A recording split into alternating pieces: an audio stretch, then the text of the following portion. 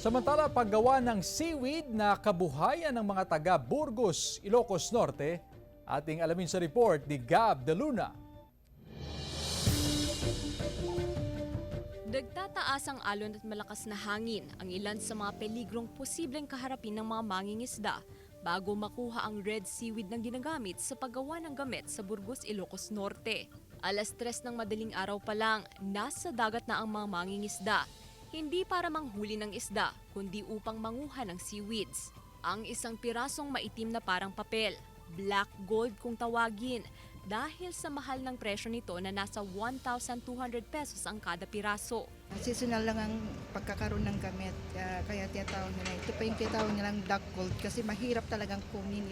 Ano namin sa pang-araw-araw, tsaka pang-allowance, pang-supusup namin sa pangangailangan namin. Ibinibilad pa ito sa araw ilang oras bago ibenta. Hinahalos sa iba't ibang putahe tulad ng sinigang, empanada at sushi. Buwis buhay man ang pagkuha ng gamit. Ayon sa Tourism Office, isa ito sa mga ipinagmamalaking kabuhayan ng mga Burgosenyo. Paggagamit is one of their parang livelihood po ng mga Burgosenyos dito. Sineselebrate po nila yung mga gamit festival po. Napropromote po yung gamit pag sineselebrate. Kasama si Reynold Velasco, Gab De Luna, 1 North Central Luzon.